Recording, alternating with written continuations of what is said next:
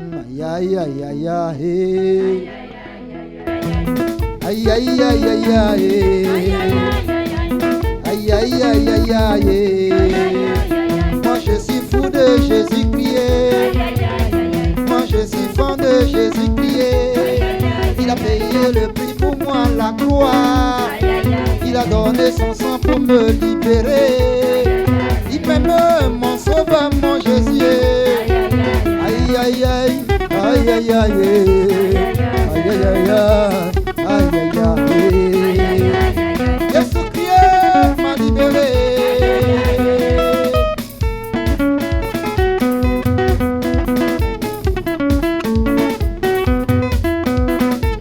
Dans le ciel de gloire, je sais que je vais le louer là-haut. Ici maintenant je commence à l'adorer.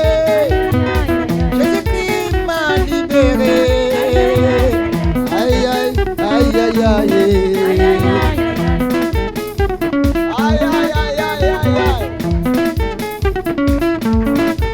Il y a 2000 ans à Golgotha, il y a 2000 ans à Golgotha. Shalom. Église Life Faith Ministry, ministère de la vie par la foi.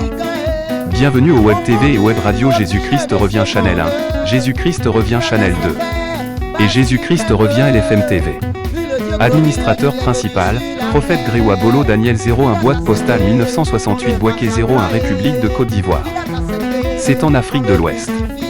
Laissez-nous un message, un commentaire au contact Telegram et WhatsApp, plus 225 01 43 77 43 81. Merci de vous abonner.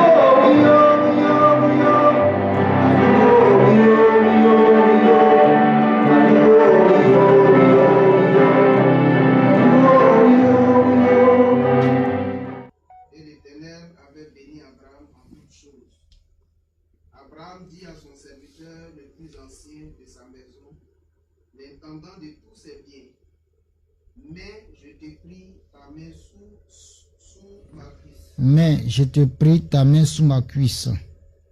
Je te ferai jurer par l'Éternel. Et je te ferai jurer par l'Éternel. Le Dieu du ciel et le Dieu de la terre. Le Dieu du ciel et le Dieu de la terre. De ne pas prendre pour mon fils une femme parmi les fils des Cananéens au milieu desquels j'habite. De ne pas prendre pour mon fils une fille parmi les Cananéens au milieu desquels j'habite. Mais d'aller dans mon pays et dans ma patrie prendre une femme pour mon fils Isaac. Mais d'aller dans mon pays, de ma patrie, pour prendre une femme à Isaac. Le serviteur lui répondit. Le serviteur lui répondit. Peut-être la femme ne voudra-t-elle pas me suivre. Peut-être la femme ne voudra-t-elle pas me suivre dans ce pays. Devrais-je mener ton fils dans le pays d'où tu es sorti? Devrais-je mener ton fils dans le pays d'où tu es sorti? Abraham lui dit. Abraham lui dit. Garde-toi d'y mener mon fils. Garde-toi d'y mener mon fils. L'Éternel, le Dieu du ciel, qui m'a fait sortir de la maison de mon père. L'Éternel, le Dieu du ciel, qui m'a fait sortir de la maison de mon père Et de ma patrie. et de ma patrie, qui m'a parlé Et qui m'a juré. en disant, Je donnerai ce pays à ta postérité. je donnerai ce pays à ta postérité. Lui-même enverra son ange devant toi. Lui-même enverra son ange devant toi. Et c'est de là que tu prendras une femme pour mon fils. Et c'est de là que tu prendras une femme pour mon fils. Si la femme ne veut pas te suivre, Si la femme ne veut pas te suivre, tu seras dégagé de ce serment que je t'ai fait faire. tu seras dégagé de ce serment que je te fais faire. Seulement, Tu n'y mèneras pas mon fils. tu n'y mèneras pas mon fils. Le serviteur mit sa main sous la cuisse d'Abraham. Le serviteur mit sa main sous la cuisse d'Abraham, son Seigneur, et lui jura d'observer. serviteur prit 10 chameaux parmi les chameaux de son Seigneur. Le serviteur prit 10 chameaux parmi les chameaux de son Seigneur Et il partit, et il partit, ayant à sa disposition tous les biens de son Seigneur. ayant à sa disposition tous les biens de son Seigneur. Il se leva Il se leva et alla en Mésopotamie, et alla en Mésopotamie, à la ville de Nacor. à la ville de Nacor. Il fit reposer les chameaux sur leurs genoux hors de la ville, Il fit reposer les chameaux sur leurs genoux hors de la ville, près d'un puits, près d'un puits, au temps du soir, au temps du soir, temps où sortent celles qui vont puiser de l'eau. au temps où sortent celles qui vont puiser de l'eau. Et il dit, Et il dit, l'Éternel, Éternel, Dieu de mon Seigneur Abraham, le Dieu de mon Seigneur Abraham, fais-moi, je te prie, fais-moi, je te prie, rencontrer aujourd'hui ce que je désire. rencontrer aujourd'hui ce que je désire, Use de bonté envers mon Seigneur Abraham. et use de bonté envers mon Seigneur Abraham. Voici, Voici, je me tiens près de la source, je me tiens près de la source d'eau, et les filles des gens de la ville et les filles des gens de la vie vont sortir, vont sortir. puiser de l'eau. Amen. On s'arrête là pour puiser de l'eau. Pour puiser de l'eau. Alléluia. Donc, j'ai mis le test pour ceux qui sont connectés. J'ai mis le test pour leur permettre de suivre. Voilà. Pour leur permettre de suivre, j'ai mis le test. Et nous revenons ici. Alors, nous parlons du mariage, les secrets du mariage béni, réussi de Dieu, béni de Dieu. Comment faire pour que mon mariage soit une bénédiction?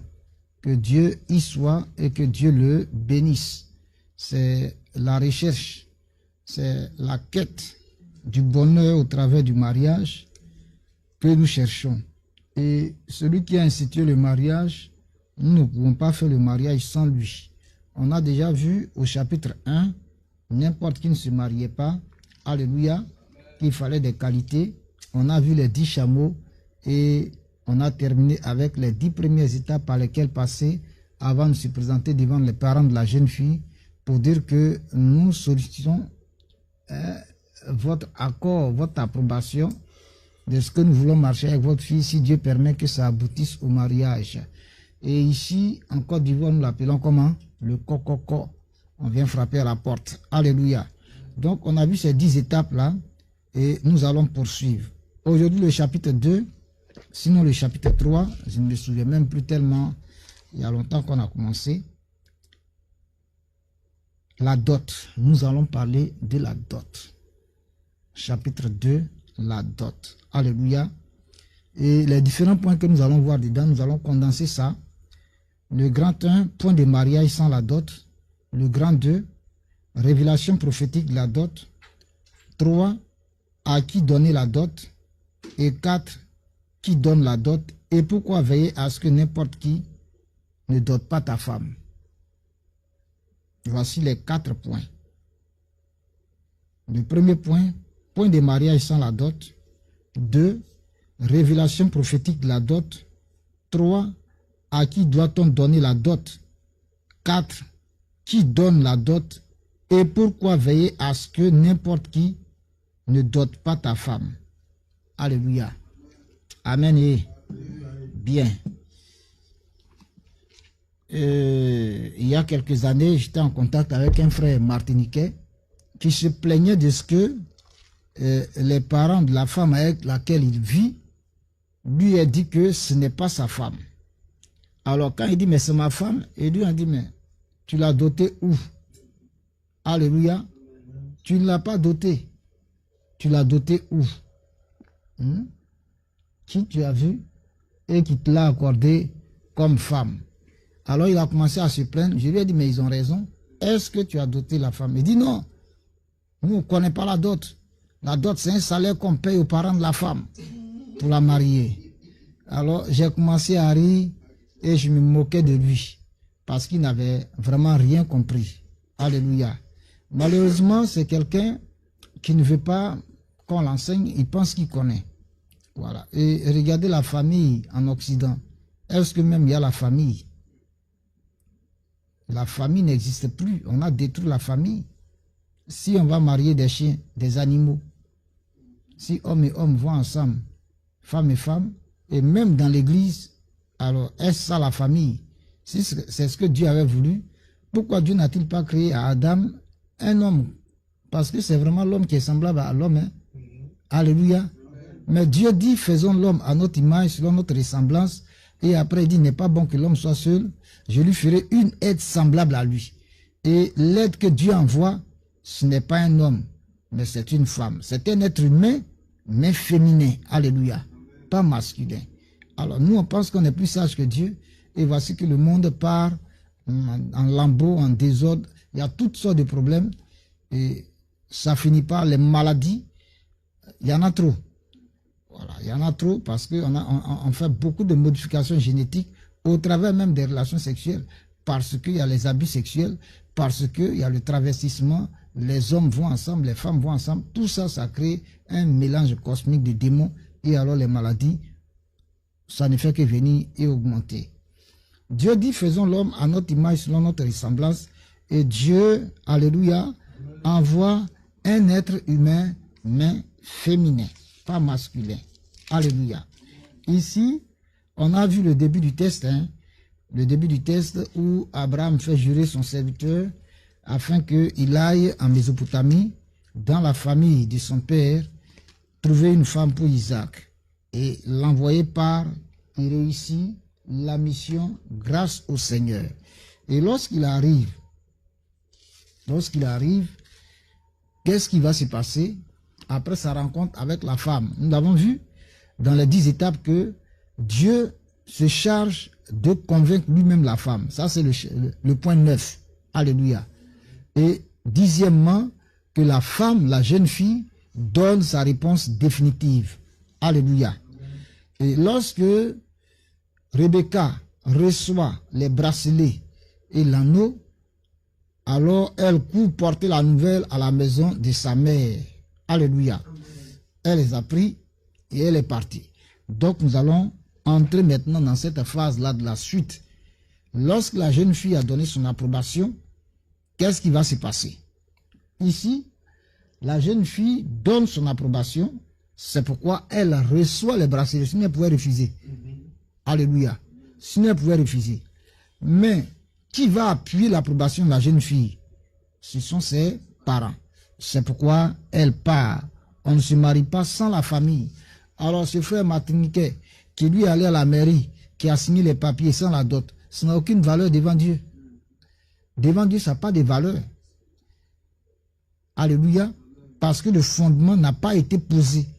Il faut d'abord poser le fondement et c'est la dot qui est le fondement du mariage. Alléluia. Tu vas dire pourquoi? Parce que Dieu lui-même a pris une dot à Adam. Dieu n'était-il pas capable de créer une femme, de créer la femme sans tuer Adam, sans prendre une côte d'Adam? Pourquoi donc a-t-il pris une côte à Adam? C'est là on voit la révélation prophétique de la dot. Alléluia. C'est prophétique. Ce qui ne t'a pas coûté, tu ne vas pas considérer cela. Tu ne vas pas prendre cela, tu vas pas prendre cela à juste valeur. Tu vas sous-estimer, minimiser, tu ne vas pas considérer. Donc tu ne prendras pas soin de ça. Il fallait que ça coûte à Adam. Alléluia. Il fallait qu'Adam sache que la femme là, il faut en prendre soin. Alléluia. Parce que le foyer là, c'est une question de vie ou de mort. Tu peux mourir si le foyer n'est pas bien. Tu peux tuer. Alléluia.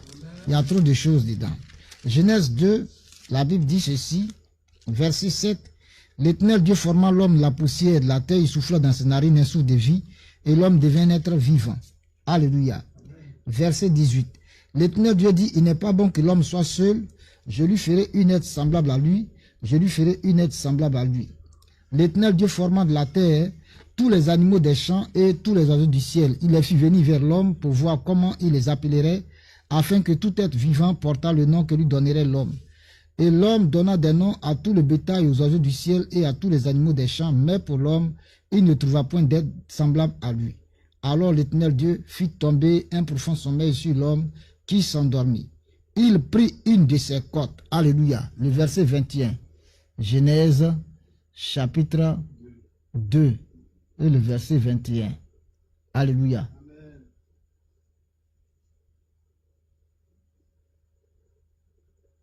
Genèse 2, le verset 21. Je vais mettre ça en grand pour que vous puissiez voir le texte. Voilà. Genèse 2, le verset 21 dit quoi? Alors l'Éternel Dieu fit tomber un profond sommeil sur l'homme qui s'endormit. Il prit une de ses côtes et referma la chair à sa place. L'Éternel Dieu forma une femme de la côte qu'il avait prise de l'homme. Il forma une femme de la côte qu'il avait prise à l'homme. Alléluia. Ne pouvait-il pas créer la femme sans passer par ce processus? Pourquoi donc? Merci Sam. Comme il a créé l'homme à partir de la poussière du sol. Pourquoi Dieu ne prend pas la poussière du sol pour créer la femme et Dieu vient anesthésier l'homme, le plonger dans la mort, alléluia, et il opère l'homme et il prend une côte afin de pouvoir créer la femme. Voilà d'où part la dot. Donc ceux qui pensent que c'est un salaire en paix à Dieu, et plutôt aux parents de la femme, Dieu qui a créé l'homme et qui a créé la femme, quel salaire Adam a payé? Voilà. Est-ce que Dieu a mangé ça? Au contraire, la côte prise de l'homme a été le fondement, a été la base, le socle de la création de la femme. C'est pourquoi Adam a dit, voici cette fois-ci celle qui est os de mes os et chair de ma chair. Il avait une connaissance exacte, parfaite des choses. Alléluia. Et c'est Adam qui a prophétisé ça, qui a libéré la parole de connaissance. Amen. Amen. Donc, si Dieu prend la côte de l'homme pour créer la femme, ça veut dire beaucoup de choses. Adam dit bien, os de mes os, chair de ma chair. Alléluia. Alléluia. Le verset 21, je le redis alors, encore. Alors l'Éternel Dieu fit tomber un profond sommeil sur l'homme qui s'endormit. Il prit une de ses côtes et referma la chair à sa place. 22. L'Éternel Dieu forma une femme de la côte qu'il avait prise de l'homme et il l'amena vers l'homme. 23. Et l'homme dit, voici cette fois celle qui est os de mes os et chair de ma chair. On l'appellera femme parce qu'elle a été prise de l'homme. 24. C'est pourquoi l'homme quittera son père et sa mère et s'attachera à sa femme et les deux, et ils deviendront plutôt une seule chair. C'est pas Dieu qui parle, c'est toujours l'homme qui continue à parler. C'est l'homme qui prophétise, c'est l'homme qui libère la parole de connaissance, poussé par le Saint-Esprit. Donc il se parle à lui-même, il parle aussi à la femme, il parle à toute la nature, à toute la création, il parle à Dieu. Alléluia. Amen. Dieu le laisse parler, le pousse à parler par le Saint-Esprit qu'il avait rempli. Il était rempli de l'Esprit de Dieu. Il avait une parfaite connaissance, une connaissance exacte. Les dons de parole de connaissance étaient très poussés. Alléluia. Alléluia. Donc si Dieu a été contraint de prendre une côte de l'homme, amen, et c'est de là que ça part, que les parents exigent quelque chose avant qu'on ne puisse parler de mariage avec leur fille. Sinon, ce n'est pas un salaire. Allons dans 1 Samuel et nous allons voir avec David. David va parler de la dot. Parce que les Blancs disent non, la dot vient des Africains.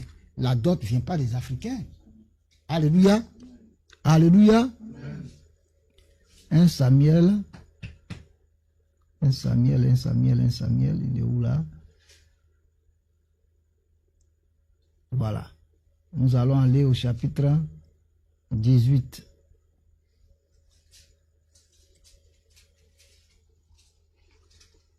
Au chapitre 18, verset 17.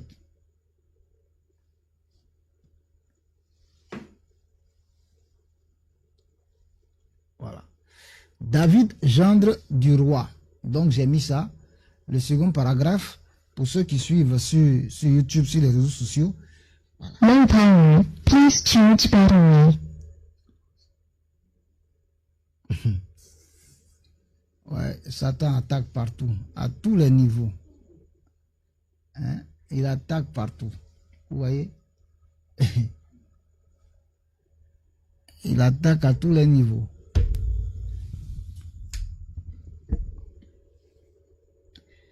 Nous sommes maintenant à Samuel 18. Amen. Et le verset 17. Nous allons lire 1 Samuel 18, verset 17. La Bible dit quoi? Lorsque Saül a mijoté, tué David, alléluia, c'est là que tout part, parce que les femmes ont chanté les louanges, les éloges de David plus que lui. Et donc, il avait aussi décidé de donner sa fille en mariage à celui qui allait tuer Goliath. Mais il va en profiter pour chercher à faire du tort à David. La Bible dit ceci, 1 Samuel 18, verset 17. Saül dit à David, voici, je te donnerai pour femme ma fille aînée Mérab. Serre-moi seulement avec vaillance et soutiens les guerres de l'Éternel. Or, Saül se disait, je ne vais pas mettre la main sur lui, mais que la main des Philistins soit sur lui. Parce que si je le tue, Israël va se lever contre moi. Donc, il faut que ce soit les étrangers, en l'occurrence les Philistins contre lesquels nous sommes en guerre, qui le tuent. Et c'est fini. Et donc, voilà. Alors, je lui propose ma fille Mérab comme femme, mais pour cela, il faut qu'il me serve. Alléluia. Il faut qu'il me serve. Est-ce que c'était ça la dot? Pour lui, Saül. Nous poursuivons. David répondit à Saül, qui suis-je et qu'est-ce que ma vie? Qu'est-ce que la famille de mon père en Israël pour que je devienne le gendre du roi? Lorsque arriva le temps où Mérab, fille de Saül, devait être donnée à David, elle fut donnée pour femme à Adriel de Méhola. Il a fait exprès parce qu'il a vu que David, il ne veut pas marcher dans ce chemin-là, mais il veut pousser David à une guerre contre Adriel. Alléluia. Donc ça augmente les ennemis de David à cause d'une femme. Et David ne va pas se lever faire cette guerre-là. Alors, dans la suite des événements, le verset 20 nous dit que Michal, fille de Saül, aima David. On en informa Saül et la chose lui convint. Il se disait, je la lui donnerai afin qu'elle soit un piège pour lui. C'est là on a parlé des arrangements dans le mariage. C'est des pièges le plus souvent. Qu'elle soit un piège pour lui et qu'il tombe sous la main des Philistins. Et qu'il tombe sous la main des Philistins. Donc, comme pour Mérab, il n'a pas voulu, il ne s'est pas intéressé, j'ai donné Mérab à Adriel. Mais cette fois-ci, il ne peut pas échapper parce que ma fille Michal l'aime vraiment. Et de toute façon, je vois David, on dirait que lui aussi il aime ma fille Michal. Alléluia. Donc, Michal va servir d'appât. Ça, ce sont les arrangements, les branchements dans les mariages, les volontés permissives là. C'est ça là. Elle va servir d'appât. Et ainsi, je lui demanderai quelque chose d'extraordinaire qui va l'amener devant les Philistins. Chaque fois, il sera en guerre contre eux. Donc, il y aura beaucoup d'occasions qu'on le tue. Alléluia. 20, Michal, fille de Saül, aima David. On en informa Saül et la chose lui convint. Il se disait, je la lui donnerai afin qu'elle soit un piège pour lui et qu'il tombe sous la main des Philistins. Et Saül dit à David pour la seconde fois, tu vas aujourd'hui devenir mon gendre. Tu veux ou pas aujourd'hui là, tu es mon gendre. Alléluia. Que tu sois d'accord, que tu ne sois pas d'accord, ça c'est pas mon problème. Mais aujourd'hui, tu es mon gendre. Aujourd'hui, David, tu vas marier ma fille Michal. Alléluia. Tu veux pas, aujourd'hui, David, tu vas marier ma fille Michal. Voilà. Que veut dire? Donc là, David est coincé. Il ne peut pas se dérober. Alors, qu'est-ce qu'il va faire? Alléluia. 22. Saül donna cet ordre à ses serviteurs. Parlez en confidence à David et dites-lui, voici le roi est bien disposé pour toi. Et tous ses serviteurs t'aiment. Sois maintenant le gendre du roi.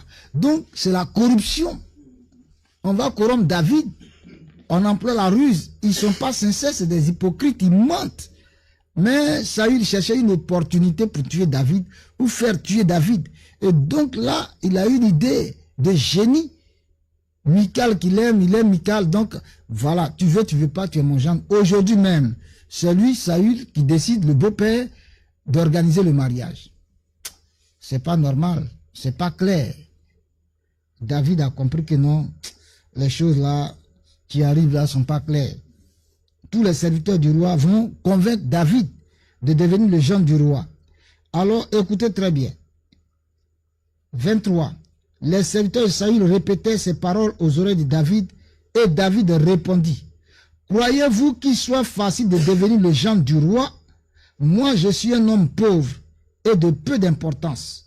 Les serviteurs de Saül lui rapportèrent ce qu'avait répondu David. Et Saül dit: vous parlerez ainsi à David. Le roi ne demande point de dot. Le roi ne demande point de dot. Donc la dot, ce n'est pas une affaire des Africains. Mais ce que les Blancs oublient, nous les Africains, nous avons la parole de Dieu. Les 10 tribus perdues d'Israël, c'est en Afrique, elles se trouvent. C'est en Afrique. Alléluia. Les 10 tribus perdues, c'est en Afrique. Il y a un politicien de RDC, Moïse Katumbi. Son père est juif. Quand son père a échappé au camp de concentration de la Deuxième Guerre mondiale en Allemagne, il n'est pas allé en Israël. Il est allé au Congo RDC. Pourquoi le juif là, c'est au Congo il est parti? Il y a des juifs au Congo. Quand je prends les BT, nous on dit Abalago. Il y a une autre version qui dit Abi.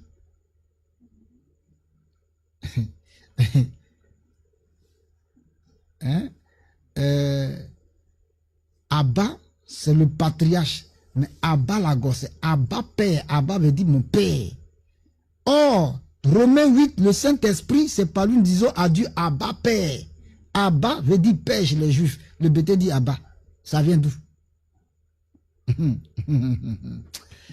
Les blancs, c'est des menteurs. Chez nous, chez le peuple BT, Côte d'Ivoire, tant qu'il n'y a pas d'autre, il n'y a pas mariage. C'est aujourd'hui les blancs envoient leurs choses et puis on ne considère rien. On ne considère rien. Tant qu'il n'y a pas d'autre, il n'y a pas mariage. Voilà. Au plan linguistique, le Abba père de Romains 8, le BT le connaît, le BT le dit. Abba Lago. Alléluia. Alléluia. Donc nous avons la parole de Dieu. Et comme les 10 tribus avaient abandonné Dieu pour embrasser l'idolâtrie, c'est ainsi que ceux qui vont se retrouver dispersés là vont pratiquer aussi l'idolâtrie. Je me moquais, je riais, mais quand tu entends Yacouba, oh Yacouba signifie fils de Yacoub. Et Yacoub, c'est Jacob. Voilà. Et leur habit qu'ils portent là, c'est par rapport à l'habit que Joseph avait reçu de son père Jacob. Alléluia. Donc, nous avons la parole de Dieu. Nous avons encore des valeurs de Dieu.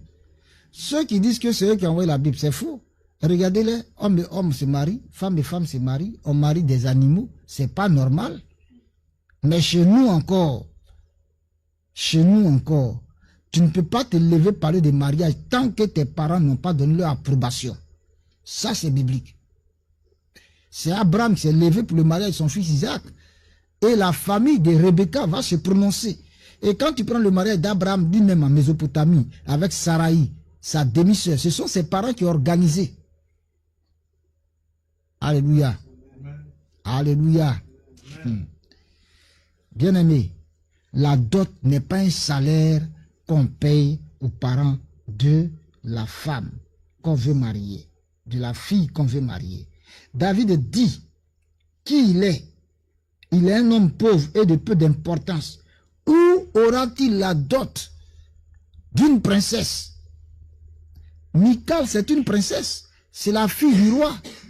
Lui pauvre, comment il va faire pour la doter? Alors Saül, qui tenait tellement à tuer David, il dit qu'il ne veut pas de dot. Nous sommes ici avec le peuple juif qui parle de dot. Alléluia. Et nous, Africains, on parle de dot. Ceux qui disent que la civilisation, ils sont civilisés, ils ne veulent pas parler de dot. Alors, quand le frère martiniquais, les parents de sa femme, il a appelé, elle était avec ses parents, ses cousins, ils sont en train de causer, et puis depuis, il se plaint parce qu'on ne la libère pas depuis. Alors, il lui a dit, mais toi là, tu n'as pas de femme ici. Il dit, ah bon, c'est ma femme. Il dit, tu n'as pas de femme ici. Mais tu n'as pas doté. C'est du vol. Tu allais à la mairie, vous avez fait vos papiers là-bas. Avec l'approbation de qui? L'approbation de qui? Elle est tombée des nues ou bien elle est sortie de terre? Avec l'approbation de qui? Voilà. Alors regardez en Occident. C'est les femmes qui dominent. C'est les femmes qui font la loi, qui dictent la loi. Les enfants s'imposent, les femmes s'imposent. Les hommes, ils sont qui? Si tu dis, ah chérie, vraiment, je suis fatigué aujourd'hui, demain, elle appelle la police, on va te prendre, on te met en prison, parce que tu n'as pas voulu la satisfaire. Ça, c'est le mariage, ça. Les pax qui se font là-bas. Ça, c'est pas le mariage. On signe des contrats de mariage, je suis 5 ans, je suis 10 ans. Et après, les enfants deviennent quoi? La propriété de l'État. Ça, c'est pas le mariage. Il n'y a pas le mariage aujourd'hui en Occident. Alléluia. Malheureusement, les Africains, nous voulons copier sur eux, nous voulons les suivre. Nous qui avons les valeurs, les bonnes valeurs. Et c'est pourquoi nous autres là, ça nous fait mal. On trouve que non, on est dépassés, on est démodés, c'est pas grave. Mais nous avons l'authenticité, la vie, la vérité, le fondement biblique, le socle. Si dans une société le mariage est raté, on ne respecte pas le mariage, toute la communauté, la société va à la dérive. Et c'est ce qui se passe dans les nations, à commencer par les nations occidentales. Et c'est en train de nous affecter. Vraiment que Dieu nous aide. Alléluia. La dot est une réalité. Adam a donné la dot sans le savoir. Mais quand il fait la déclaration, voici cette fois-ci celle qui est os de mes os, chair de ma chair. Pour marier la femme, donne ce qui te coûte. Tu montres combien tu... ça me sort le mot. Combien tu l'aimes? Combien tu l'aimes? Combien tu l'aimes? C'est pas un salaire qu'on paye. Et la dot, on finit jamais de donner la dot. On finit jamais de donner la dot, Sam. Oui. Quand tu reçois ton beau-père, ton beau-frère, regarde l'empressement que tu as pour le recevoir, pour bien le recevoir, pour le mettre à l'aise. Quand on dit qu'il y a une situation chez tes beaux-parents, mais tu cours tout de suite. Pourquoi? C'est tout ça. On finit jamais de donner la dot. C'est ta reconnaissance envers cette famille qui a été ta porte de bénédiction. Cette famille par laquelle Dieu t'envoie la femme semblable à toi, ton âme sœur. Donc, c'est une reconnaissance. C'est une gratitude, l'expression de ta reconnaissance envers cette famille qui l'a bien éduquée, qui l'a mise au monde, qui a veillé sur elle, qui a tout fait jusqu'à ce qu'elle soit une femme bien. Et tu viens la prendre. Alléluia. Alléluia. C'est l'expression de ta gratitude. Ce n'est pas un salaire.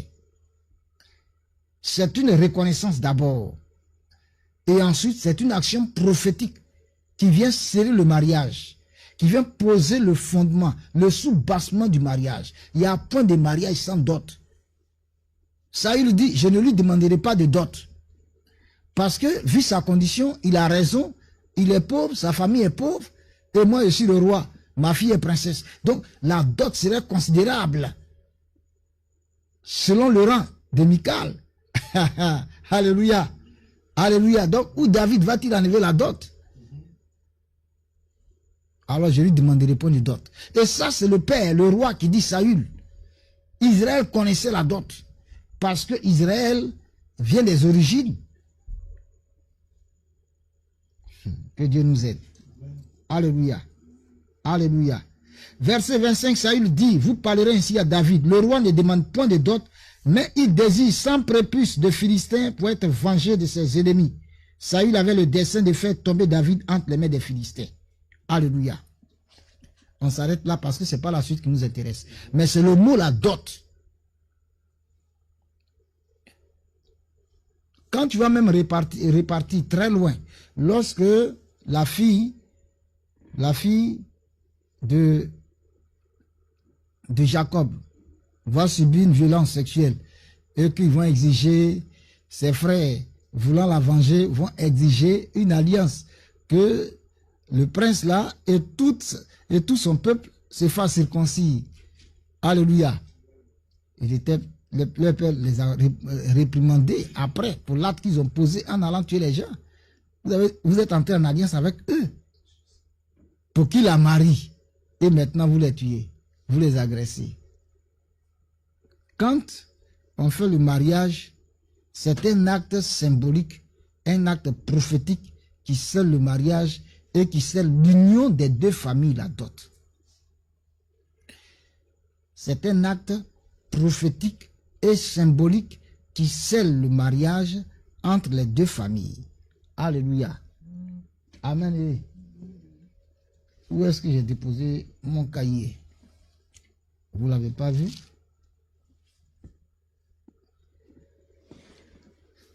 Ah, il est là. Voilà. C'est un acte symbolique et prophétique entre les deux familles qui scelle l'union. Qui scelle l'union, qui est le fondement, qui est le sous-bassement du mariage, la dot. C'est aussi un acte de gratitude, de reconnaissance envers la famille de la fille qu'on veut épouser. Pourquoi? Parce que non seulement la fille est née par eux, mais ils ont pris soin d'elle. Ils ont fait d'elle une jeune femme sage, intelligente, forte, courageuse, toutes les qualités pour lesquelles on est pressé même d'aller au mariage avec elle. Tout ce qui nous amène à l'aimer, à l'admirer, mais c'est la famille qui a posé ce fondement en elle. Alléluia. Donc c'est un acte de reconnaissance. Amen. Amen. Bien. Prenez Jean chapitre 14, verset 18. Le Seigneur Jésus a parlé à la femme samaritaine. Et il lui dit, car tu as eu 5 maris, et celui que tu as maintenant n'est pas ton mari. En cela, tu as dit vrai. En cela, tu as dit vrai. Jean chapitre 4, verset 18. Une femme vit avec un homme depuis un certain temps. Et puis, curieusement, Jésus lui dit que cet homme n'est pas son mari. Alléluia. Alléluia.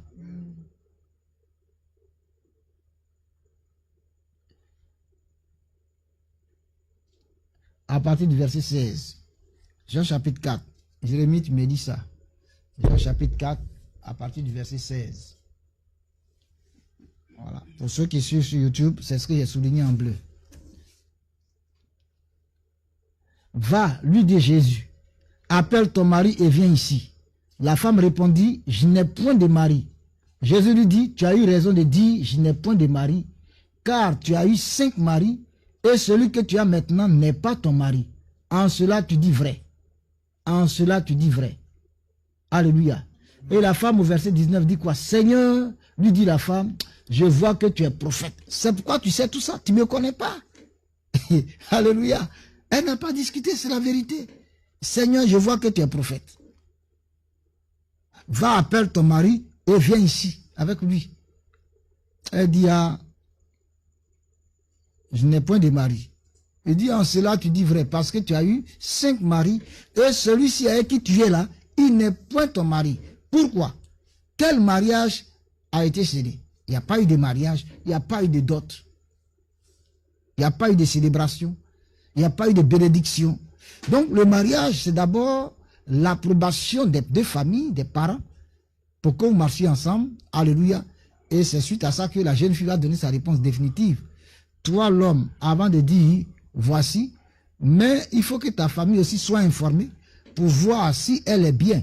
Et si elle est bien, tes parents te donnent leur bénédiction dans ce processus. Et quand maintenant, la jeune fille te donne son OK, c'est parce qu'elle aussi de son côté, la maison de sa mère est avertie, sa maman est avertie, son père est averti. Ils t'ont observé que maintenant là, on l'encourage à te dire oui. Et c'est après ça qu'elle va te faire rentrer. Alléluia. Chez ses parents, pour en débattre, pour en parler. Amen. Et pour en parler. Et lorsque la famille de la jeune fille donne son OK, amen, amen, à partir de ce moment précis, on dit maintenant que vous êtes fiancés. Tes parents sont au courant de rien. Les parents de la fille sont au courant de rien. Et puis on dit vous êtes fiancés. Vous n'êtes pas fiancés. Amen. Et les fiançailles démarrent lorsque tu allais demander officiellement la main et qu'on te l'accorde. Et qu'on te l'accorde. C'est à partir de là on dit que vous êtes fiancés. Et le mariage n'a pas encore lieu parce qu'il n'y a pas encore célébration.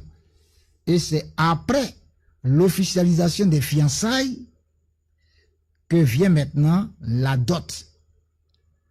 Et la célébration du mariage vient après la dot. Alléluia. Il y en a qui font leurs choses simultanément. Le jour, ils viennent demander, en même temps ils donnent dot. C'est pas comme ça. On est trop pressé là. Alléluia. On est trop pressé. Qu'est-ce qu'on a à cacher? Voilà. La sagesse recommandée voudrait que on aille étape par étape.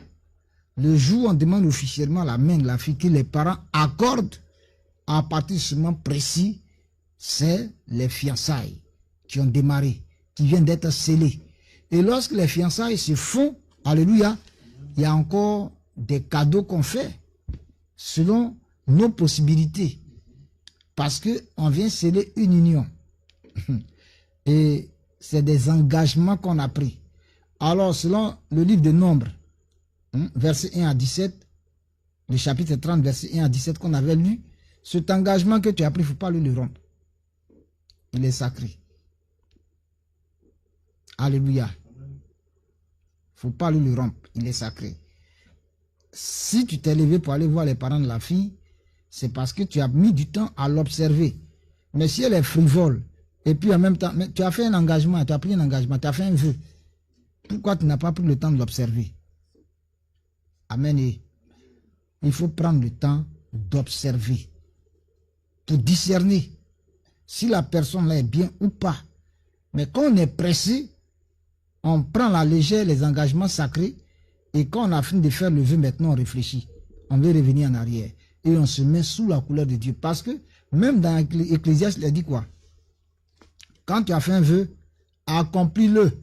Ne fais pas pécher ta bouche et ne t'expose pas à la colère de Dieu. Voilà. Au temps de Josué, Israël a fait un vœu avec les Gabaonites. Avec les Gabaonites. 3 jours après, ils découvrent que non, c'est des gens qui sont proches d'eux. Oh, on a été trompés, ils nous ont menti.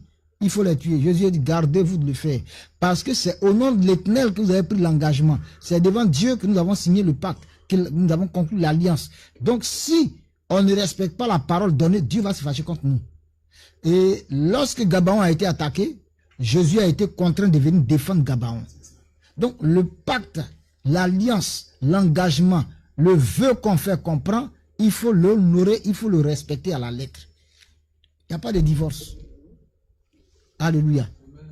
Il n'y a pas de divorce. Parce que tu as péché. En divorçant, tu pêches. Et tu exposes l'autre à l'adultère, tu t'exposes aussi à l'adultère. Donc, vous voyez, c'est tellement sacré, si bien que avant de dire que tu veux te marier, il faut avoir longuement réfléchi.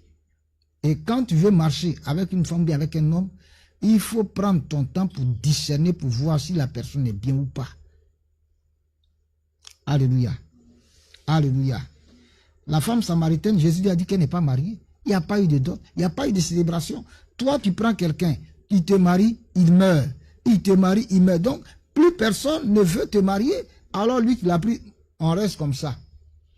C'est pour ça que Jésus dit, va appeler ton mari et puis trouve-moi ici. Le mari aussi vient. Donc, cette affaire entre les deux là, ça va être réglé.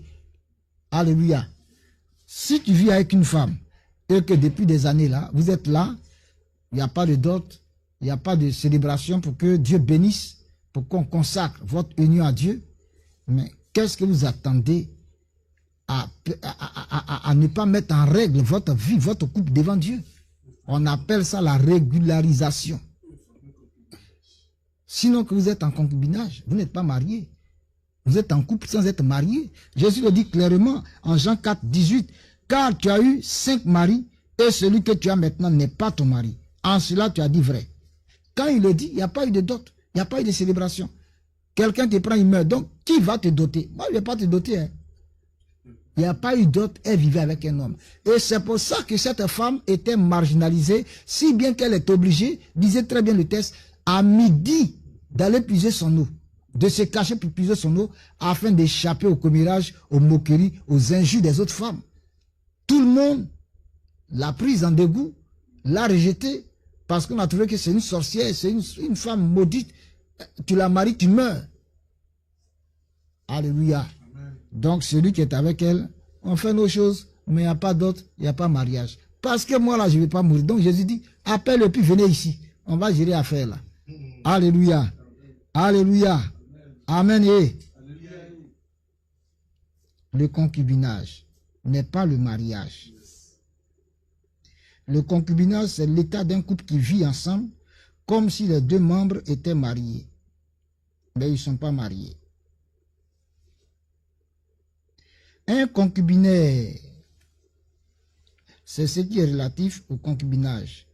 Un concubinaire, c'est celui qui vit avec une concubine ou qui est en état de concubinage. Vous voyez, les Blancs, ils ont créé ces mots-là. Mais pourquoi ils nous parlent de mariage? Alors qu'ils ne sont pas en mariage. Ils sont en concubinage, ils veulent qu'on dise que c'est mariage. Ce n'est pas mariage.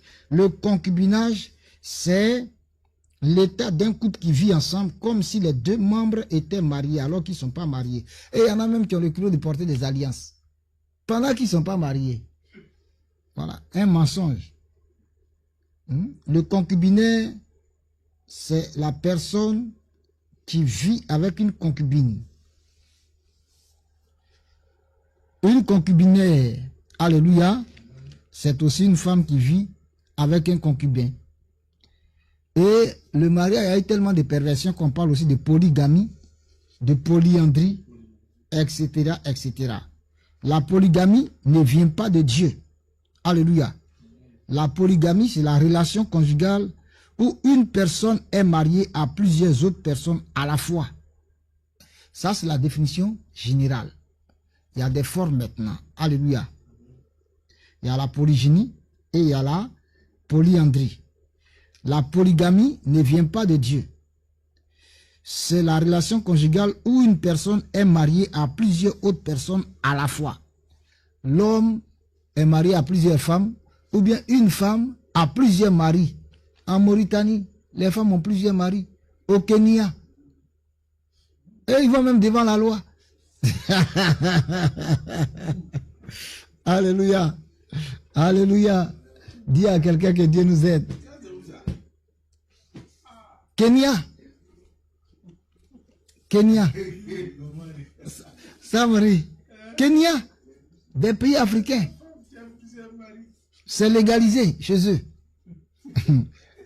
Mauritanie, c'est légalisé. Samari. Comment une femme a plusieurs maris, mais ils sont forts. Et elle va à tout déroule chez chacun. C'est quoi ça là? L'animosité. C'est des bêtises. Ça, c'est un club d'échangisme. C'est tout. La polygynie, c'est la forme la plus répandue chez les humains de la polygamie. C'est l'homme qui a plusieurs femmes à la fois. Les Salomon, les David, ça c'est la polygynie. Alléluia. L'homme, lui seul, a plusieurs femmes. Et chez les femmes, on parle de polyandrie. La polyandrie, c'est la polygamie chez les femmes. L'état d'une femme qui est mariée à plusieurs hommes à la fois. Je donnais le cas des pays comme le Kenya, comme la Mauritanie. Il y a plein d'autres pays en Afrique où c'est pratiqué.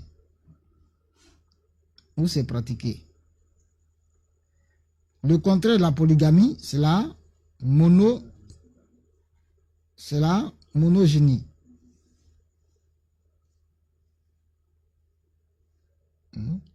La monogamie. Voilà. Ça, monogénie, ça c'est en botanique chez les plantes. La plante qui a un seul pistil. Et chez nous, les hommes, on parle de monogamie. Voilà. Donc, Dieu a créé un seul homme pour une seule femme. Dieu a créé une seule femme pour un seul homme. Mais quand Satan rentre, on fait autre chose. Voilà. On fait autre chose. Donc, il y a beaucoup de dérives. Il y a le concubinage, il y a la polygamie, les deux formes, polyandrie, polygynie. Alléluia. Oh, Dieu n'est pas dans tout ça. Il y a des pays où on veut voter une loi, la loi de la polygamie, parce que, voilà, eux, ils préfèrent avoir beaucoup de femmes, 4, 5 femmes, donc il faut que l'État décide. Non, mon ami, vous avez un neveu pour vous là-haut. Que Dieu nous aide. Que Dieu nous aide. C'est pour ça que Dieu dit dans Hébreux 13, 4 que le mariage soit honoré de tous. Il y a une loi que Dieu a établie par rapport au mariage. Si on est en dehors, eh bien, on est hors du plan de Dieu. Dieu n'a pas créé, alléluia, la polygamie. Il n'a pas créé la polygamie, ni la sexualité avec les animaux, les plantes, etc., etc. Dieu a créé un être humain mâle, un être humain femelle. Et c'est la bénédiction de Dieu, les mettant ensemble, qui fait le mariage. Et pour que ça soit scellé, il a fallu la côte de l'homme pour créer Ève, la femme. Alléluia. C'est l'origine de la dot. Alléluia. Alléluia. Amen.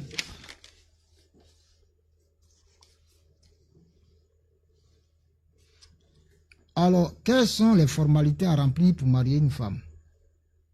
Si je posais cette question, quelles sont les formalités à remplir pour marier une femme? Il faut passer par les 10 étapes qu'on a vues. Alléluia. Avant de se présenter chez les parents de la fille. Et la fille, deuxièmement, informe sa famille, la maison de sa mère. C'est ce que Rebecca a fait en Genèse 24, 28, 30. Alléluia. Troisièmement, la présentation dans la future belle famille. Tu ne peux pas marier enfant de quelqu'un sans arriver voir cette personne.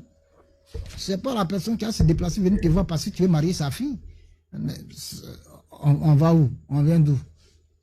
Alléluia. Alléluia. Genèse 24, verset 28. Genèse 24, verset 28. Genèse 24, verset 28. On a trouvé? Je lis. La jeune fille courut raconter ces choses à la maison de sa mère. Rebecca avait un frère nommé Laban, et Laban courut dehors vers l'homme près de la source. Il avait vu l'anneau et les bracelets aux mains de sa sœur, et il avait entendu les paroles de Rebecca, sa sœur, disant, « Ainsi m'a parlé l'homme. » Il vint donc à cet homme qui se tenait auprès des chameaux vers la source. Et il dit, « Viens, béni de l'Éternel, pourquoi resterais-tu dehors?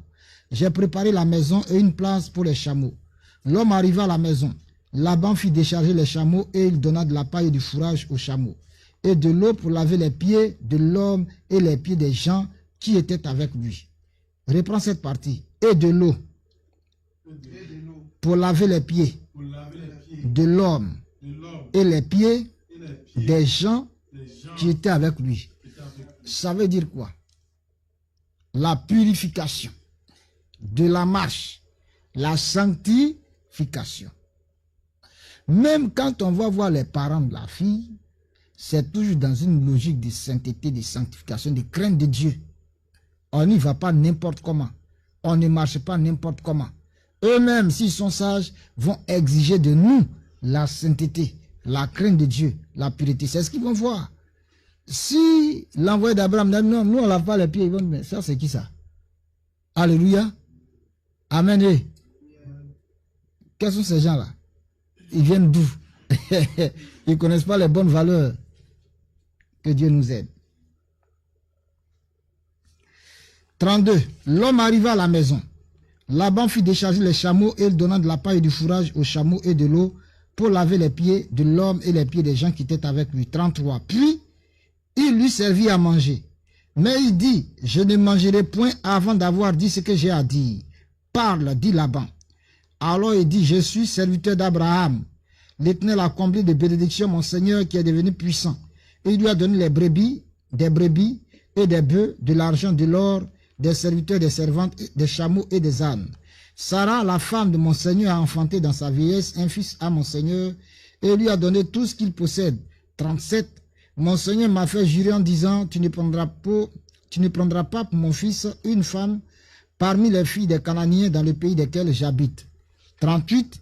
Mais tu iras dans la maison de mon père et de ma famille prendre une femme pour mon fils. J'ai dit à mon Seigneur, peut-être la femme ne voudra-t-elle pas me suivre. Il m'a répondu, l'Éternel devant qui j'ai marché enverra son ange avec toi et fera réussir ton voyage.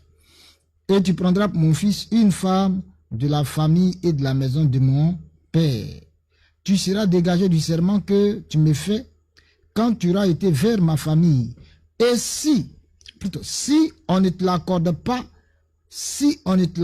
pas, tu seras dégagé du serment que tu me fais. Donc tu peux arriver chez les parents de la fille et ils peuvent te refuser de donner leur fille. Ils ne sont pas obligés, quels que soient tes nombreux biens.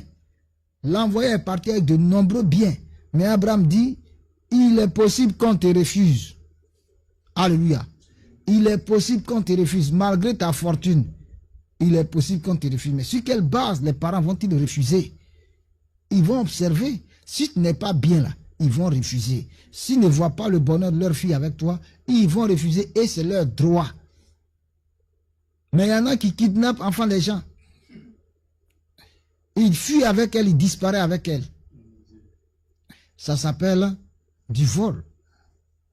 La rapine, la violence. Même si elle est complice. Mais vous deux, vous êtes fautifs. C'est pas normal. Alléluia.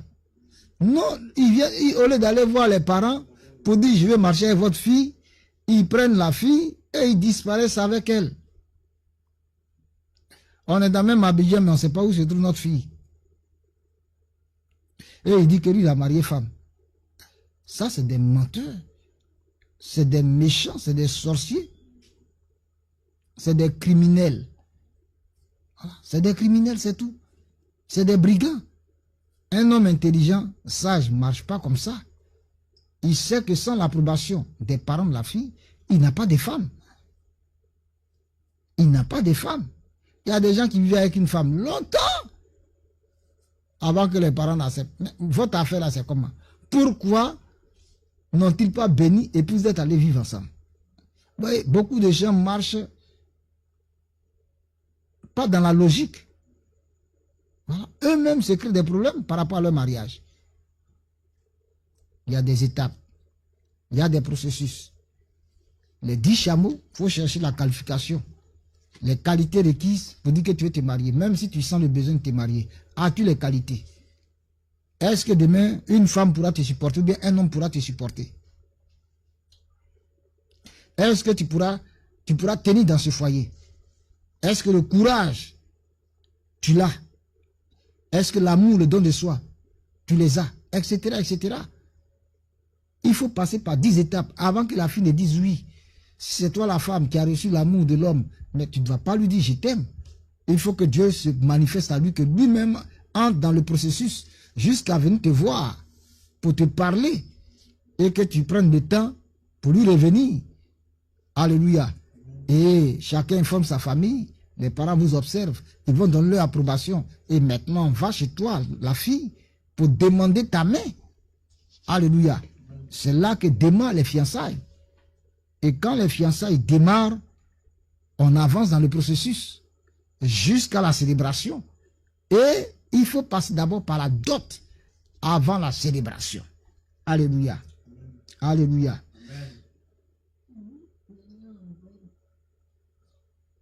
Passer par les 10 étapes avant de chercher à se présenter chez la fille informe la maison de sa mère et lorsque ceux-ci sont d'accord, la présentation dans la future belle famille pour demander la main. Alléluia. Regardez, l'envoyé d'Abraham a eu le désir de rencontrer les parents de la fille. Genèse 24, versets 23 et 24. Genèse 24, versets 23 et 24. Regardez la question qu'il pose. Et il dit, de qui es-tu fille? Dis-le-moi, je te prie. Y a-t-il dans la maison de ton père de la place pour passer la nuit? Il veut aller là-bas. Il a le désir d'y aller. Il cherche à connaître les parents de la fille. Mais non, on se lève, on a fait notre mariage. Mais les parents de la femme l'avaient raison. Ils disent, hey, c'est pas ta femme. Nous, on ne te connaît pas. Et d'ailleurs, tu ne l'as pas doté. On ne te connaît pas, c'est pas ta femme. Ils ont raison. Mais il a dit, ces filles, ils se rencontrent là, et puis ouf, à la mairie, ils sont mariés. Ça, c'est pas mariage. Ça, c'est pas mariage. Dieu ne connaît pas ça. Dit que Dieu nous aide. Le Seigneur ne reconnaît pas ça. Il dit quoi? Honore ton père et ta mère. Enfant, c'est le premier commandement. Éphésiens chapitre 6, verset 1. Afin que tu sois heureux, que tu vives longtemps sur la terre. Premier commandement. Toi, tu te maries, tu n'honores pas tes parents dans ton mariage. Tu t'en fous d'eux. Tu fais ce que tu veux. C'est pas un mariage, ça. Ça n'a aucune valeur. Tu es allé à la mairie, hein, tu as signé papier. Mais devant Dieu, ça n'a pas de valeur. Alléluia. Ça n'a pas de valeur devant le Seigneur. Parce que tu n'es pas né de toi-même. Tu n'es pas né de toi-même. Même si tu es en conflit avec tes parents. C'est pourquoi s'il y a des litiges entre le frère, son père et sa mère, entre la soeur, ses parents, on doit d'abord chercher à régler tout ça. Parce qu'il y aura problème dedans. Il faut leur approbation. Il faut leur approbation. Nous autres, on savait un peu la mentalité des gens, mais on les a informés quand même. Voilà. On n'a pas fait les choses en cachette, on les a informés quand même. Lorsque maintenant ils ont pris leur marmite, là, on dit bon, et au revoir. Alléluia. C'est pas moi qui ai maillé dans ta marmite là. Voilà. Tu vas pas profiter de cette occasion pour m'ôter la vie. Non, non, non, non. C'est bon comme ça. Voilà. Alléluia. 23. Il dit, de qui es-tu fille? Dis-le-moi, je te prie. Y a-t-il dans la maison de ton père de la place pour passer la nuit? 24. Elle répondit, je suis fille de Bethuel, fils de Milka et de Nacor. 25. Elle lui dit encore, il y a chez nous de la paille et du fourrage en abondance et aussi de la place pour passer la nuit. Donc, on va chercher à rencontrer les parents de la future femme. Alléluia. Amen. Alléluia. Amen. Même si entre nous on est d'accord, mais tu ne peux pas faire les choses sans ses parents. Et la fille aussi, il faut que les parents de ce jeune homme-là te connaissent. Et toi, tu dois les connaître. Qui est-ce que tu veux marier? Tu ne connais même pas sa famille. C'est quoi? Demain, quand ça va chauffer entre vous, tu vas te référer à qui? Tu vas aller vers qui? Tu vas parler à qui? Alléluia. Alléluia.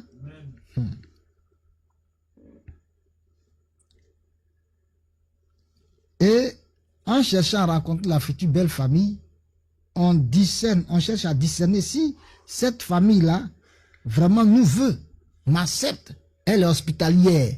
Y a-t-il de la place dans la maison de ton père pour passer la nuit? Le Saint-Esprit est en train de me dire une parole. Fais comme ça. Ça me vient. On va voir nos deux mains. Je vous demande d'observer bien ces deux mains. Il y a un proverbe d'été qui me donne. Voilà. Même quand on se salue, c'est comme ça, non? Mais le BT dit, quand on te donne, c'est-à-dire quand tu donnes, c'est comme ça, et puis toi aussi tu viens ici. Mais toi, toujours mettre chez toi, toujours mettre chez toi, toujours mettre chez toi. Non! Tu as compris? Alléluia! Donc, est-ce que cette famille-là est hospitalière, peut m'accepter dans ma condition? Alléluia! Alléluia. La fille aussi doit chercher à savoir si les parents de ce jeune homme-là, de cet homme-là, ils peuvent l'accepter. Donc, demain, en cas de situation difficile, la famille, ton mari va intervenir. En cas de situation difficile, la famille, ta femme, va intervenir. Voici mon ami pasteur Francis, à son mariage, mais les parents de la femme sont venus avec des présents, des sacs de riz, un cabri mouton, tout. Ah, il était... Alléluia. Mais on va en inspection dans la belle famille pour voir comment ils sont. Mais toi, elle t'a souri là, tu la maries. Oh là-bas, là, tout est pourri. Quand vous entrez dans le foyer, tu commences à regretter. Et si je savais. C'est pourquoi on ne doit pas être pressé. Alléluia. Alléluia. Si tu n'as jamais mis les pieds là-bas, comment tu vas savoir? Moi, on m'avait déjà parlé d'une personne. Et le jour où j'ai été, pendant qu'on était assis en train de causer devant la tante, et maman tricotait quelque chose, eh bien, la dame est venue et elle m'insulte copieusement. Elle ne sait même pas si je suis bêté, si je comprends ce qu'elle dit. Mais comme j'étais déjà averti de ses réactions, de son attitude, j'ai souri. Alléluia. Donc, il faut chercher à savoir comment est ta future belle famille. Voilà. On ne se lève pas comme ça pour je me marie. Tu auras affaire à qui? Ils sont comment? Alléluia. Donc, il faut discerner ça. C'est une étape importante. Discerner si la future belle famille te veut. Sont-ils disposés à te recevoir favorablement? Sont-ils disposés à te faire du bien? Ou te seront-ils hostiles? Tu dois d'abord chercher à connaître ta future belle famille. Alléluia. Ça, c'est un point très important. Tu ne les connais pas. Tu ne sais même pas comment ils sont, comment ils vivent, comment ils raisonnent. Tu as marié leur fille. Maintenant, ils disent, hey, chez nous, là, c'est comme ça. Hein. Tu dis quoi? Tu attrapes ta tête? Bien-aimé, parce que tu ne peux pas te marier à une personne en ignorant les parents de celle-ci. Alors, si tu ignores ses parents, auprès de qui vas-tu demander la main de la femme? Alléluia. Si tu ignores ses parents, si aussi la femme, sinon la fille, tu ignores les parents de l'homme, mais ils ne t'ont pas donné leur bénédiction, le jour ça chauffe, ils vont dire ils ne sont pas concernés. Parce que tu les as méprisés, tu les as ignorés, tu les as mis à l'écart. Qu'est-ce que tu veux? Ils ne vont rien faire. Alléluia. Alléluia. Amen. Auprès de qui est-ce que l'homme va aller demander l'amitié de la femme? C'est-à-dire le droit légal de la famille, son autorisation pour marcher et prier avec leur fille en vue du mariage. Si tu ne vas jamais là-bas, si tu ne cherches pas à les connaître, si tu ne cherches pas à les rencontrer. Donc, quand ce n'est pas fait, il n'y a pas de fiançailles, il n'y a pas de mariage. Quand ce n'est pas fait, il n'y a pas aussi de dot. Et souvent, ce qui entraîne les conflits dans le mariage, là, c'est ça, avec la belle famille. Quand quelque part on les a méprisés, eh bien, ils attendent, hein. Le jour tu dis, tu as fait dot là. C'est là ils vont te montrer. Alléluia. Soit ils vont te fatiguer avant d'accepter, ou carrément ils vont refuser. Donc, sachons marcher. Alléluia. Alléluia. Mais quand il y a décès, tu n'as pas cherché à les connaître, à les rencontrer, à demander leur et puis elle décède. Ce jour-là, tu vas la doter, comme chez les gourous. Tu vas la doter pendant le funérail là. La femme est décédée, mais tu vas faire la dot. Donc, tu vas doter un mort. Tu attires toi-même l'esprit de mort sur toi. Tu ne vas pas durer, tu vas mourir aussi. Voilà. Il y a un vieux qui est décédé ici, au quartier. C'était comme ça. C'est au funérail, maintenant, les parents de la femme demandent, bon, il faut doter notre fille. Ils ont des enfants, tout. Il n'a jamais fait le mariage. Jamais fait de dot pour dire qu'il va faire mariage. Au funérail, là, il faut la doter. Dote le corps qui est couché là. Lui aussi, c'est un an après, il est mort. Alléluia. Abraham a envoyé quelqu'un dans la famille. Et lui aussi, il a discerné cette famille. Donc, il nous faut discerner de part et d'autre. Et quand on voit les parents de Rebecca ont été impliqués, voici Laban qui est venu à la rencontre de l'homme et qui demande à l'homme de rentrer. Son frère vient chercher l'homme et lui dit, rentre, viens, béni de l'Éternel. et il s'occupe de lui, il prend soin de lui. Donc, le mariage, c'est deux familles d'abord. Ça commence avec deux individus, l'homme et la femme. Ça implique les deux familles, les familles de l'homme, la famille de l'homme et la famille de la femme. Alléluia. Les parents ont un droit de regard sur le mariage de chacun de leurs enfants pour protéger, sécuriser l'enfant comme tout aventurier et tout individu méchant et pervers. Donner leur bénédiction à leur enfant quand ils reconnaissent que Dieu est dedans, que c'est le plan de Dieu et que celui que leur enfant veut marier ou celle-là, elle est bien. Alléluia. Amen. Alléluia. Amen. Alors maintenant, le processus vraiment prend son envol. Le processus prend son envol. Les parents de la fille doivent dire oui quand ils reconnaissent que le projet vraiment vient de Dieu. Genèse 24, verset 50-51. Regardez ce que Laban et son père Bethuel disent. Verset 51 et 50. Verset 50. Laban et Bethuel répondirent: c'est de l'Éternel que la chose vient. Nous ne pouvons te parler ni en bien, ni en mal, ni en bien. Mais ce n'est pas normal. Vous reconnaissez que c'est Dieu et vous ne voulez pas bénir. Pourquoi? Ça, c'est des escrocs. Quand tu vas suivre là, ils ont voulu la retenir encore pendant 10 jours selon les 10 chameaux. Donc, un jour, on va épuiser l'équipage, tout ce qui est sur un chameau, jusqu'à épuiser tout ce que les 10 chameaux contenaient. Voyez-vous, c'est des escrocs. C'est des gens qui pident.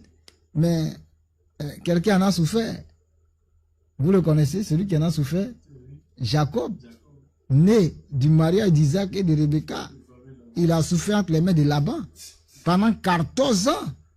Voyez-vous, les gens ne sont pas sérieux. Vous reconnaissez que c'est le plan de Dieu, mais acceptez. Et c'est là que certains parents, surtout les parents de la fille, fatiguent les gens. Ce n'est pas normal. Ce n'est vraiment pas normal. Alléluia.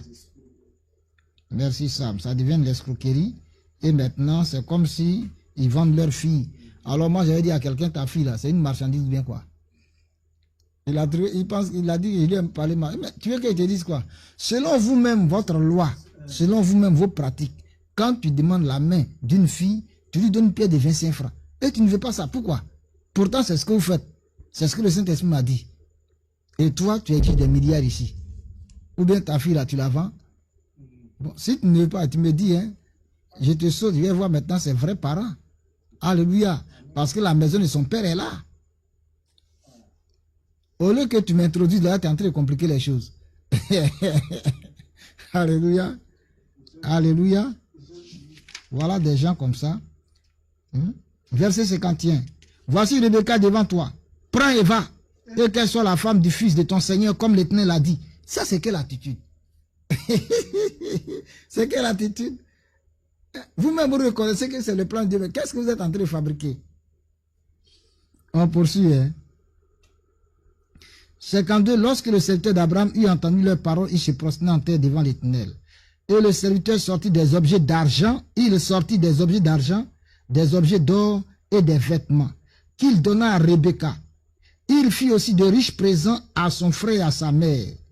Après quoi, ils mangèrent et burent, lui et les gens qui étaient avec lui, et ils passèrent la nuit. Alléluia. Reprenons cette partie. Verset 52. Lorsque le serviteur d'Abraham eut entendu leurs paroles, il se prosterna en terre devant l'Éternel. Le serviteur sortit des objets d'argent, des objets d'or, des vêtements qu'il donna à Rebecca. Il fit aussi de riches présents à son frère et à sa mère. Après quoi, ils mangèrent et burent, lui et les gens qui étaient avec lui, et ils passèrent la nuit. Le lendemain, quand ils furent levés, le serviteur dit: laissez-moi retourner vers mon Seigneur. Alléluia. Quand il est arrivé, Laban a servi à manger, il dit: mange pas. Tant que la mission pour laquelle il est venu n'est pas accomplie. Tant que ce qu'il a dit, il n'a pas dit. Mais il y a des gens qui sont distraits. Tu arrives dans la belle famille et puis tu fais autre chose. Non. Non. Il faut aller au bout de la mission pour laquelle tu es venu. Si les gens ne sont pas disposés, ils vont te faire savoir qu'ils ne veulent pas. Tu prends ta route ailleurs. Alléluia. Alléluia. Amen. Donc, ici, qu'est-ce qu'on retient? Quand la famille a accepté, Maintenant, il sort des objets précieux selon son grade, selon son rang, selon sa richesse. Et il fait des présents à qui? À Rebecca d'abord. La dot est d'abord donnée à la fille qu'on va marier. Ça m'a étonné. La femme reçoit une partie de la dot pour lui permettre de préparer son foyer. À qui donner la dot là? C'est à ça maintenant on répond comme question. La Bible dit il a fait des présents à qui? À Rebecca. D'abord, la demande même là. Et puis elle a accepté là. C'était une alliance, non? Il a donné des bracelets, des objets. Donc quand on demande la main, quand on vient entamer le processus des fiançailles, on vient demander la fille en fiançailles, on fait des présents à la fille. C'est un acte prophétique qui vous lie. La fille aussi peut te faire un présent. Ça, c'est prophétique. C'est un acte prophétique de votre alliance. C'est pas certain. Ils font des cérémonies. Ils font une festivité par rapport aux fiançailles. C'est selon leurs moyens. Alléluia. Ils font des présents. Mais ce n'est pas encore la dot et ce n'est pas encore le mariage. Malheureusement, d'autres, quand ils ont fait ça, tout, ils vont vivre ensemble. C'est pas biblique. Alléluia. C'est pas biblique. C'est pas bien. Donc, la dot, à qui on la donne? Genèse 24. Alléluia. Verset 53. Et le serviteur sortit des objets d'argent, des objets d'or et des vêtements qu'il donna à Rebecca. Il fit aussi de riches présents à son frère et à sa mère. Après quoi, il mangeait et but. Donc, c'est après la dot que maintenant il y a la bénédiction, la célébration du mariage, qui est cette festivité-là. Alléluia. Alléluia. La dot, à qui on donne la dot? La fille reçoit une partie de la dot pour préparer son futur foyer. Pour préparer son futur foyer. Il y a ses pagnes, il y a ses vêtements, il y a ses ustensiles, tout ce qui va servir à sa cuisine. Tout ce dont elle a besoin. Si tu as les moyens, tu donnes ce qu'il faut à la femme, à la fille plutôt, à la future femme, pour se préparer pour entrer dans le foyer. C'est pas quand elle sera dans le foyer, voisine, donne-moi ton mortier, comme on en voit en Afrique, dans les coupes communes en Côte d'Ivoire. La voisine regarde-moi ça. Sans mon mortier, toi, tu peux pas faire foyer ici. C'est pas la honte. Alléluia. Voilà. Donc, la future femme, la fiancée là, elle reçoit une partie de la dot. Son père, sa mère, ses frères, ses parents reçoivent aussi la dot. Alléluia. Et la dot, comme je l'ai dit en introduction, ce n'est pas un salaire qu'on paye à la famille. On n'achète pas la femme. D'ailleurs, même ta vie coûte combien? Toi, l'homme.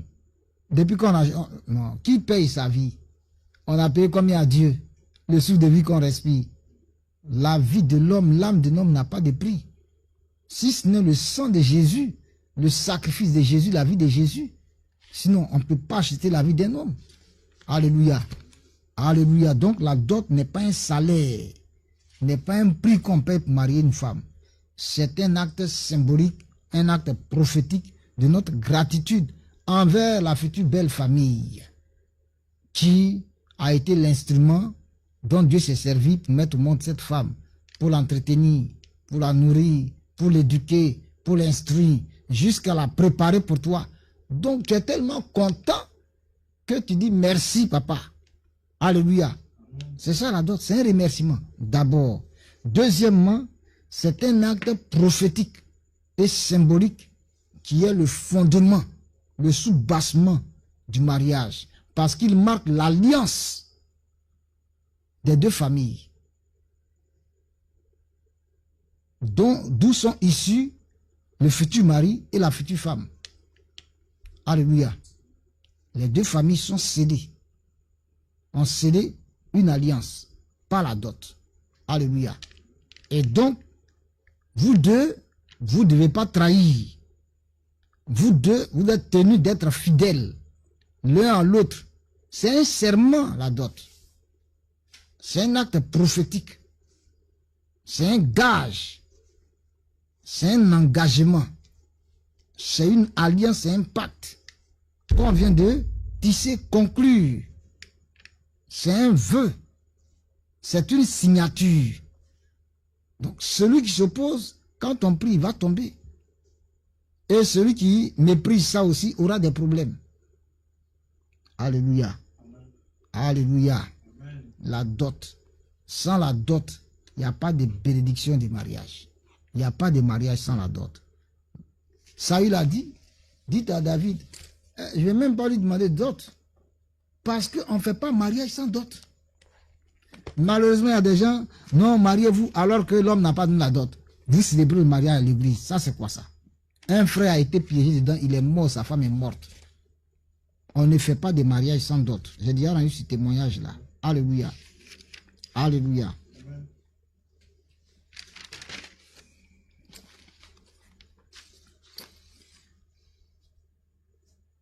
Quand donc commencent les fiançailles? Quand commencent les fiançailles? Frère Sam, quand commencent les fiançailles? Les fiançailles commencent après la remise de la dot. Zéro. Zéro Sam. Les fiançailles ne commencent pas après la remise de la dot. Jérémie. Lorsque la famille donne son OK, que tu marches avec leur fille en vue du mariage. C'est encore un projet. C'est quand on va faire coco. Quand on va avec la délégation chez les parents de la jeune femme, le frère, le responsable de sa famille, les responsables de l'église désignés par le pasteur lui-même et certains responsables arrivent chez les parents de la fille pour demander la main. Et que les parents de la fille ont donné leur approbation. Bien sûr, la fille est d'accord. C'est parce que les deux sont d'accord. Voilà que on fait le chemin. C'est à partir du chemin précis que les fiançailles démarrent. Sinon, quand les deux se sont dit oui, ils ne sont pas encore fiancés. Parce que les parents ne sont pas impliqués, n'ont pas encore donné de OK. Alléluia. Je rappelle pour rire, ma camarade de classe qui a voulu marcher avec moi, il dit, moi, je ne suis pas habilité à marcher avec une fille. Si tu veux marcher avec moi, va voir mon papa. Si tu as donné son OK, mon oncle t'a donné son OK, alors il n'y a pas de problème. Et donc, elle va le voir à la maison. Il dit, ma fille, je ne veux pas voir une fille avec mon garçon. Hein? On est déjà adolescent, donc grossesse peut arriver. Moi, je l'ai mis à l'école. Je ne veux pas entendre autre chose. Comme c'est toi, puisque je te connais, vous pouvez marcher ensemble. Ça s'arrête à une simple camaraderie. Point barre. Je ne veux pas entendre autre chose. Elle dit, papa, il a compris. Alléluia. Non, Jésus, t'es bon. Tu m'as gardé par des choses comme ça. Ah, comment des parents peuvent avoir des lois comme ça? Si ce n'est pas le Seigneur qui l'a inspiré. Alléluia. Non, Dieu est bon. Et donc, pour cette parole, l'un et l'autre, chacun avait peur. On ne peut pas passer à autre chose. On a des garde-fous. On s'arrête là. Alléluia. Amen. Non, c'était bon avant. Parce qu'on connaissait la place des parents. On donnait aux parents leur place. C'est eux qui décidaient. Tu vas marcher avec qui? Tant qu'on t'a pas donné tu ne marches pas avec lui là, on ne veut pas te voir avec lui. On va te tabasser tous les jours. On va te sermonner. Ou alors on te dit, bon, comme tu dis que tu es grand, va mener ta vie comme tu veux. Alléluia. Donc les parents, on ne peut pas les sauter pour parler du mariage. C'est impossible. C'est lorsqu'on s'est présenté et qu'ils ont donné leur OK que les fiançailles ont démarré. Alléluia. Voilà.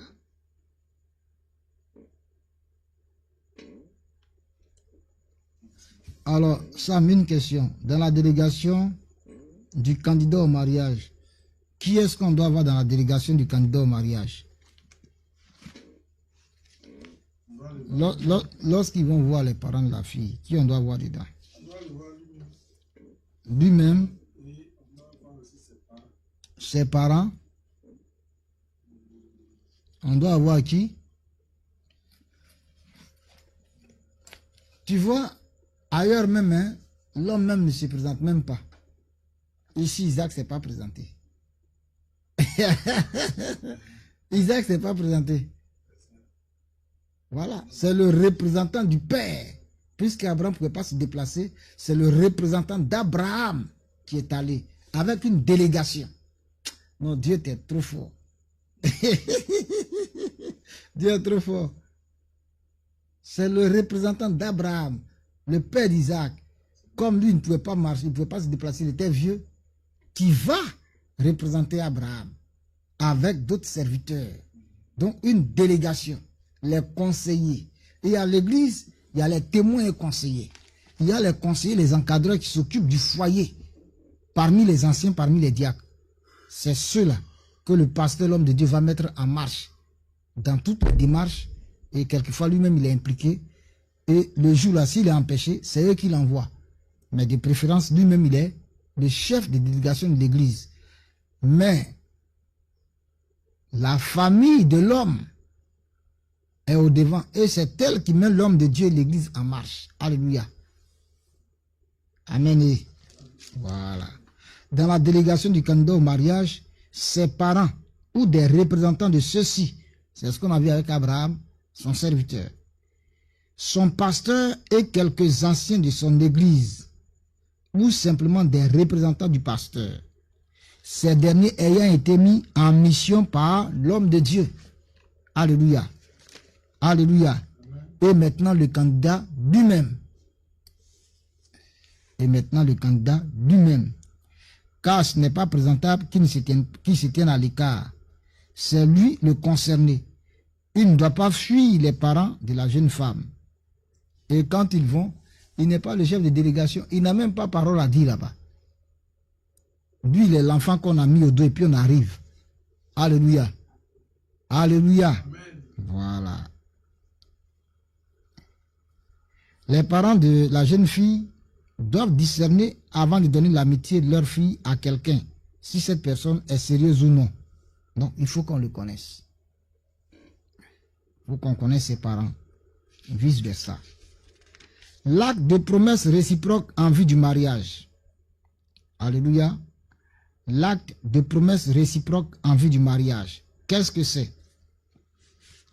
Il n'y a pas encore de mariage, même après les 8 de la fille et de ses parents. Il n'y a pas encore de mariage. Dans ce cas, la sexualité, les flirts doivent être strictement interdits.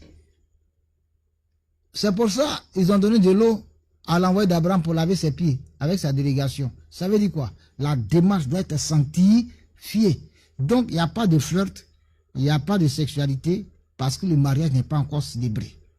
Même quand les parents disent oui, qu'on est d'accord que maintenant vous êtes déclarés fiancés, il n'y a pas encore droit à la sexualité. Alléluia.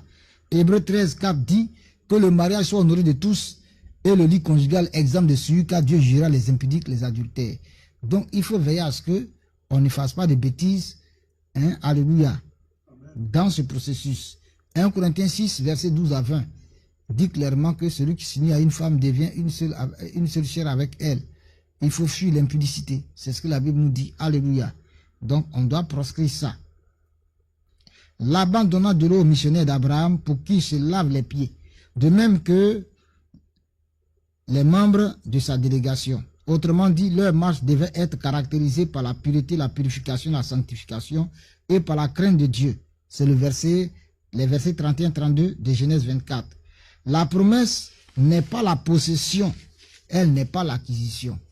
Donc quand les parents disent oui, ça ne veut pas dire que non, tu as déjà le droit de la connaître. C'est une promesse. C'est un projet qui suit son cours. Il faut arriver jusqu'à la fin pour consommer le projet. Alléluia. La promesse n'est pas la possession, elle n'est pas l'acquisition. La promesse signifie que certainement, par la grâce du Seigneur Jésus, ce qui t'a été donné comme promesse deviendra ta possession. Que tu recevras cela des mains du Seigneur si tu persévères dans les voies de Dieu avec crainte, avec tremblement vis-à-vis du péché. Alléluia. Et le jour de la célébration, c'est là. Et avant la célébration, entre le jour où les fiançailles démarrent et la bénédiction nuptiale, il y a ce qu'on appelle la dot, qui vient maintenant vraiment, c'est-à-dire l'engagement qu'on a pris là-bas, là, le oui qu'on a dit, qu'on est d'accord là. Ici maintenant, ça prend une valeur plus grandiose. Alléluia. Une valeur plus grande. Lorsqu'on scelle la dot. Alléluia. Et c'est après la dot que la célébration. Et c'est la célébration qu'on a vu, la fête qui a été organisée. Maintenant, ils sont en train de manger et boire. Et quand c'est fini, il faut laisser la jeune femme partir dans son foyer. Il ne faut pas créer encore d'autres problèmes pour dire non, on la retient, on la garde encore, etc., etc. La suite du texte, quand tu dis, Rebecca est partie avec sa nourrice et ses servantes. Elle est partie avec sa nourrice et ses servantes. Mais, où étaient les servantes de Rebecca quand elle allait puiser l'eau? La Bible n'a jamais parlé de ses servantes. Quand elle allait puiser l'eau. Donc Rebecca a des servantes. Mais pourquoi donc c'est elle-même qui va puiser l'eau? Dis, on ne se marie pas par procuration. Dans ton foyer, c'est toi qui as géré. Donc, il faut que la jeune fille apprenne, même si elle a la possibilité, si ses parents sont aisés d'avoir des servantes à sa disposition, mais il faut qu'elle-même travaille. C'est pourquoi Rebecca elle-même travaillait. Alléluia. Elle est partie avec tout ce qui lui appartenait. Sa nourrice, quand elle est née, celle qui s'occupait d'elle, et ses servantes qu'elle avait à sa disposition pour l'aider à aller gérer son foyer. Amen. Et donc c'est toute une équipe qui va. C'est toute une équipe qui va. Je comprends pourquoi ils ont envoyé 10 chameaux. Ces femmes allaient faire comment pour arriver jusqu'à Canaan. Amen. Et on va chercher des bagages, des personnes, des personnalités. Dieu, tu es trop fort. Tu es trop fort. Abraham, vraiment, c'est un homme. C'est un homme plein de sagesse. Donc, bien aimé, voici, concernant la dot, on a même parlé en même temps de la célébration, etc., etc. Donc, les temps qui viennent, selon que Dieu voudra, on va encore parler. Aujourd'hui, ce qu'on retient, la dot ne vient pas des Africains, la dot vient de Dieu. Adam a donné la dot, sa cote. Alléluia. Voilà. Il faut que tu souffres de marier une femme pour que tu lui donnes la valeur qui lui revient, que tu puisses l'aimer. Plus tu as souffert pour avoir ta femme, plus tu vas l'aimer. Plus tu as souffert pour avoir ton homme, plus tu vas l'aimer. Et cela va solidifier le foyer. Quand même des situations d'infidélité vont se présenter, de tentation, tu ne vas pas rentrer dedans. Parce que les douleurs que tu as eues, ce que tu as subi, tu as souffert pour avoir cette femme, ou bien cet homme, ou bien ce que tu as souffert avec lui, et vous êtes arrivé à un certain niveau, c'est difficile que facilement tu tombes dans la trahison, dans l'adultère, c'est difficile. Parce que ton cœur, alléluia, et l'autre âme, vous avez été vraiment impacté. Que Dieu nous aide. Que Dieu nous aide. Qu'il bénisse tous ceux qui veulent s'engager dans le processus de la dot. D'abord, ceux qui veulent aller demander officiellement la main. Que Dieu fasse que cela soit. Au nom de Jésus. Amen. Voilà. Et il faut permettre que les parents, voilà, soient imprégnés des choses, donnent leur avis, soient au devant, et que les hommes de Dieu également, établis sur chacun, soient informés, soient saisis, et que ce soit eux qui conduisent les choses. Il faut qu'on nous encadre. Quand on n'est pas encadré, c'est facile que la chute morale arrive. C'est facile. Que Dieu nous aide. Que Dieu nous aide. La dot est un acte prophétique. La dot est un engagement. La dot est celle, est le socle, est le soubassement du mariage. Mais ce n'est pas encore le mariage. Il faut que maintenant, les futurs époux, on les consacre à Dieu. Parce que le foyer doit appartenir à Dieu et Dieu a institué, créé le mariage. Donc il faut qu'il soit dedans.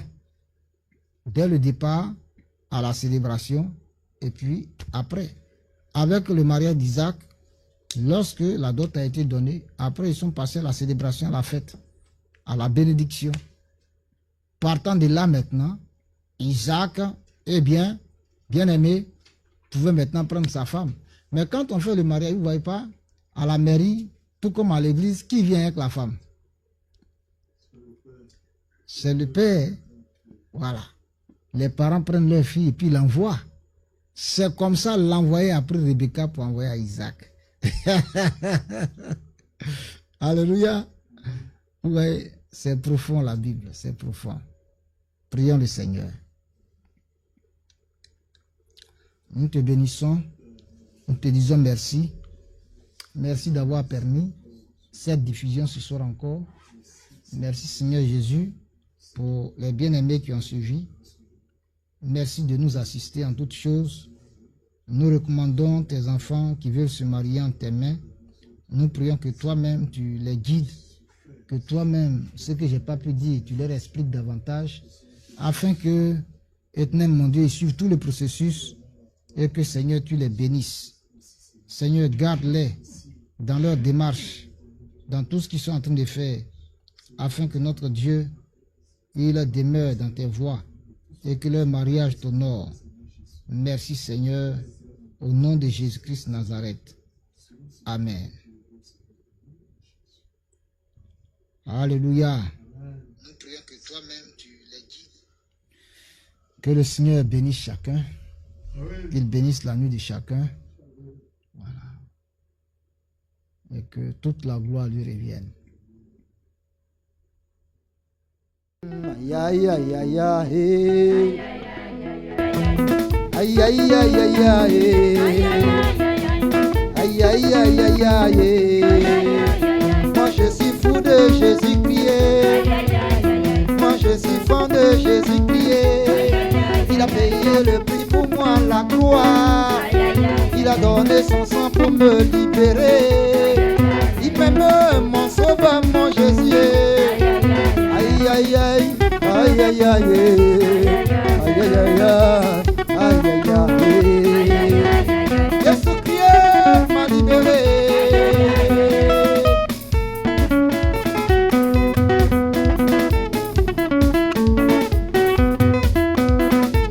Dans le ciel de gloire, je sais que je vais le louer là-haut. Ici maintenant je commence à l'adorer.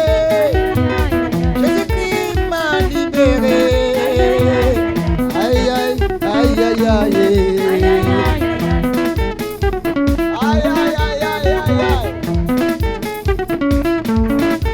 Il y a 2000 ans à Golgotha, il y a 2000 ans à Golgotha. Shalom. Église Life Fête Ministry, ministère de la vie par la foi. Bienvenue au Web TV et Web Radio Jésus-Christ revient Channel 1, Jésus-Christ revient Channel 2 et Jésus-Christ revient LFM TV. Administrateur principal, Prophète Grégoire Bolo Daniel 01 boîte postale 1968 Bouaké 01 République de Côte d'Ivoire. C'est en Afrique de l'Ouest. Laissez-nous un message, un commentaire au contact Telegram et WhatsApp, plus 225 01 43 77 43 81. Merci de vous abonner.